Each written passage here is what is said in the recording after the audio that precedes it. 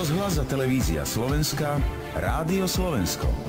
Slovensko je plné korupcie. To je hlavné posolstvo správy o činnosti Slovenskej informačnej služby. Tajná služba ju ukázala verejnosti prvýkrát od roku 2005. Úplatky sú podľa SIS v samosprávach, štátnych úradoch, zdravotníctve, pri verejných obstarávaniach či pri dotáciách zo štátneho rozpočtu, zaznamenal Peter Hanák. Na Slovensku sa podľa tajnej služby vo veľkom rozsahu podvádza a korumpuje, a to hlavne pri dotáciách a eurofondoch.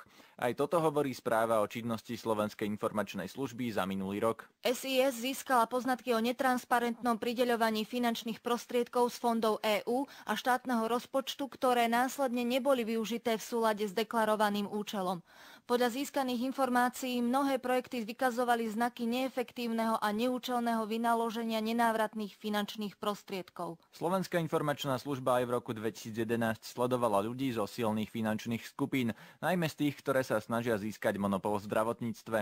V správe za minulý rok tajná služba hovorí doslova o ich korupčných praktikách. Reaguje hovorca finančnej skupiny Penta Martin Danko. My si nerobíme ilúzie o tom, že pravdepodobne každá veľká spoločnosť, ktorá na Slovensku pôsobí, môže byť predmetom záujmu Slovenskej informačnej služby.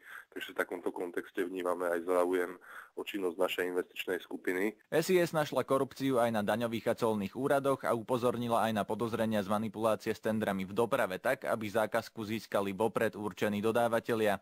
Verejné súťaže mali byť zmanipulované aj v energetických a teplárenských spoločnostiach. Koľko z týchto prípadov korupcie sa podarilo vyšetriť, sa nedá zistiť. SIS utajuje aj to, koľko informácií aj ktorým orgánom posunula. Bývalý analytik SIS a neskorší šéf Národného bezpečnostného úradu Ján Mojžiš si myslí, že správa hovorí o korupcii realisticky.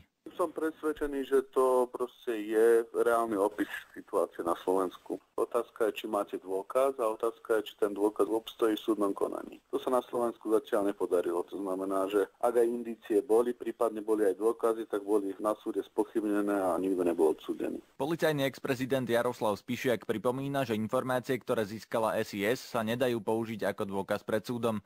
Na minuloročnú spoluprácu polície s tajnou službou sa však nesťažuje. Spolupráca s SIS v roku 2011 bola podľa toho, čo som ja tú spoluprácu registroval v vrcholových policajných funkciách, najlepšia. Podľa bývalého policajného vyšetrovateľa Jozefa Šáteka sa polícia takýmto prípadom vyhýba a nemá dostatočnú podporu ani z prokuratúry. Politika je v súčasnej dobe na Slovensku prepojená so silnými ekonomickými skupinami a tieto zarábajú na štátnych zákazkách a eurofondoch. Neskutočne veľké peniaze.